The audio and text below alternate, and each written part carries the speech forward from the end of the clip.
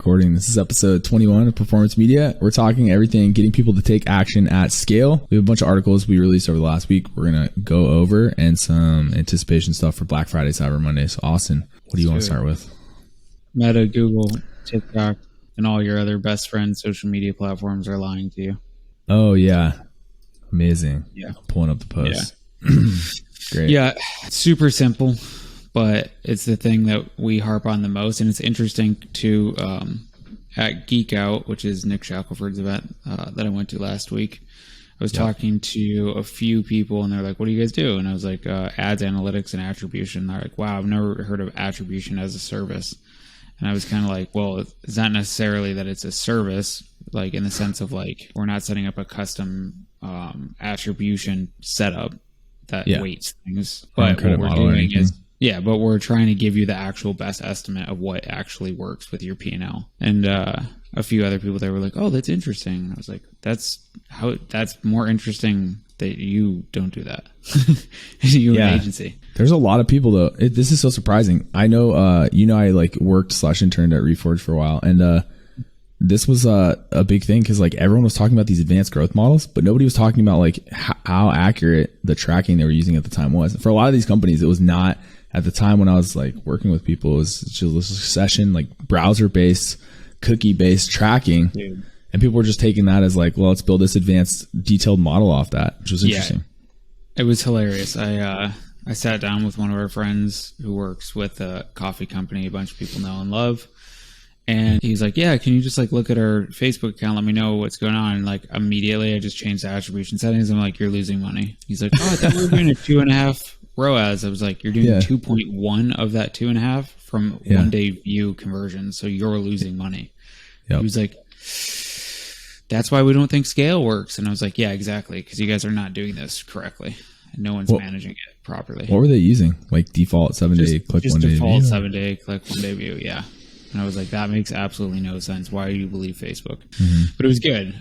So yeah, that leads to kind of like my 5-step plan that I put in this quick post. And there's way more that can go into this. I just wanted to make it super simple, which is 1, have dynamic UTMs. Like make sure your UTMs are on every ad and that they are consistent. Every time we audit an account, I see like Facebook PPC and Facebook CPC and Facebook not set and Google PPC. Well, Google's pretty normal because it comes through Google Analytics pretty easily, but you have to be consistent. So that's number 1. Make sure you have dynamic UTMs that work for each platform. And then number 2, check Google Analytics. So long as that is the case, double check everything with GA4 and Google Analytics. That's a last click measurement, but it's going to give you a better picture of what's going on than if you're just trusting blatantly these platforms. It's like 3, a good floor. That's how we're normally using it, right? Yeah. Well, I use it literally like, for instance, on one of our highest spend accounts, I use it often, knowing that it's between 15 and 30% lower than what we are seeing with our other last click platforms. So I use it to just double check and make sure that Google Analytics and Triple Whale are pointing in the right direction, the same direction, which is number 3. Make sure you're using some outside attribution help. Triple Whale, Northbeam, Hyros is another one, but we typically only use that for info products at this time. Number 4, which this is something that I know almost no one's doing, is ensure that your Shopify tag data is meeting KPIs. So Shopify tag data is going to be similar to GA in the fact that it is last click. It's literally like what's the last place that someone was before they purchased a product. Shopify lumps all that into the data pool when it's pulling after you click. So it has to be UTM driven. You have to make sure your UTMs are set up properly for this. But by tagging it within Shopify, you can like bar none know whether or not you're profitable or not on these campaigns from a last click, 1 day last click view or model. And then last but not least, the most complex is use a post-purchase survey to ask your customer why they bought and where they came from. Yeah. There's more, like I could have put like set up your own custom landing pages that are for specific pathways, which with e-com that starts to get murky. With info products, it makes more sense to do. Yeah, I mean, there's a ton more. I like this though, because like this 5 steps, I feel like the missing piece we didn't list, which would be like, you should imply, is that someone that understands these 5 means of tracking users and can thoughtfully look at all that data and come to a conclusion about like which channel, like directionally, where do we have directional accuracy in our tracking based on these 5 layers we're putting in. And that's like the 90% solution. If you have these 5 that he's listed, along with someone that understands how they're used and how they complement each other to get a whole picture of like what's probably working on these channels and test against it, that's like the bulletproof solution. Yes, 100%. Yep. Yeah. So ask your customers why they bought it. Stop not doing that. It's super frustrating. Yeah, exactly. And as a contrast for someone that does look at this post or this podcast, if we have these 5 and somebody that's looking at them that understands them, what do you see at most companies? Like, as an example, do most companies just have 1 or 2 of these? Somebody doesn't understand it. Like, what does it look like when you go to start at most companies, new accounts? Almost no one has a post-purchase survey. Yeah. Like maybe 10, maybe it's higher. Maybe 20% of companies have a post-purchase survey. Companies that are spending upwards of $50,000 to $100,000 a month typically have a UTM structure that they're sticking by on Meta. And Google, again, it's pretty easy because Google passes the data to Google Analytics. And on TikTok, it's normally not the greatest as well. People aren't UTMing things properly. So that's something that I would say like 50% of businesses probably actually use UTMs correctly. And most, if I'm auditing a company around 3 to 5 million a year, that's their total business revenue, they almost always don't have UTM set up properly. And then Google Analytics is set up for pretty much everybody. Do they use Google Analytics? No, normally no. I would say, again, 50% of companies probably actually go look at source medium and like see whether or not their platforms are converting from a Google Analytics perspective. Shopify tag data, I would say 10% of companies maybe use that maximum, just because that's more niche in the sense of like, that's for high octane paid acquisition. And then Triple Whale, Northbeam, Hyros, alternate platforms. I would say a good like 30 to 40% of companies are realizing they have to use an alternate tracking system. Is it just those 3? No, but I would say 30 to 40% of companies. So I would say a vast majority of companies are probably not doing any of those things that I listed. Yeah. No, it's crazy. Like those, they don't take that long, or they're not that much work, but having all this to compare one another is so important. Okay. I don't want to keep beating this dead horse. So the next one you had was, should you hand the reins over to Google Performance Max? So this is a question we've got from a lot of people who are, I actually had this question come up from someone who they were looking to vet agencies and they were asking about, one agency was saying you have to stick to manual campaigns in Google. Another agency was saying it's good to start transitioning some of your stuff to Performance Max because there's a lot of benefit there. Personally, Performance Max is a lot better than I thought it was going to be. Thought it was going to be like another failed attempt to automate all the media buying for companies and just get people to spend more on Google, but it seems to be doing pretty well for a lot of accounts. So what are your thoughts? Hand the reins over, do manual campaigns? Yeah, I mean, it's like everything. You have to do all of it. And so there's a few problems now, right? Google is moving into automation more and more every single year, month, whatever, a certain period of time. And so like Google Shopping's gone. You have to replace Google Shopping with Google Performance Max. Google Search is still doing great and you can do manual. Sure, fine. The more that you can switch from enhanced CPC over to target CPA, portfolio bidding style is great for Google Search. But even though you're running that, you should also be running search style campaigns with Performance Max because it is smarter than you doing your manual keyword research. And it's going to find keywords that you probably didn't already know that will convert for you. And then the other reason that I would say Performance Max is becoming so powerful is because it's also display, it's also YouTube. So you're now hitting all 4 different channels within Google, and you can do it in a way where it is profitable pretty much out of the gate, depending on what you're already seeing on your business. If your business is already super low in ROAS, there's going to be optimizations no matter what. But for the most part, Performance Max is essentially a whole new avenue for you to scale across all of Google's platforms in a way that fits your business without you needing to create tons of additional work or tons of additional content. You can take your Facebook videos and test it on there. You could take your Facebook images and test it on there. Yeah, I recommend scaling Performance Max as much as you can, especially right now. Do you think it'll ever be as easy for new advertisers or new companies that are starting to advertise to get started on Performance Max compared to something like Meta? I think it'll ever be that easy. I think so. I think Performance Max, honestly, is it's one of the easiest. As long as your shopping feed set up properly, Google Merchant Center looks good, you've got some reviews, and you're competitive, you can pay competitive prices for bidding, then even if you just did Performance Max for shopping and you didn't add any assets, that could work totally. Yeah, I mean, it is pretty competitive because a lot of it is still intent based, and you can check whether or not you're going just to new customers or if it's new and existing customers, and you can kind of file that down by adding some listing groups and audience and stuff like that. Yeah, that's awesome to hear. The other one we had this week was a post I wrote about using direct-to-consumer channels to inform your retail strategy, both how you're going to talk to the accounts that you're selling into about who their customers are and why they're buying the product, and also just the messaging and some of the even product placement, promotional items that you're going to be using in stores for retail. And we've been talking about this, for a while now.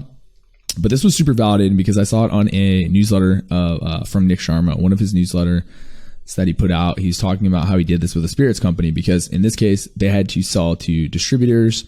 They weren't making hardly anything off their direct-to-consumer brand, just because of some of the laws around how they're distributing that product through mostly wholesalers and redistributors.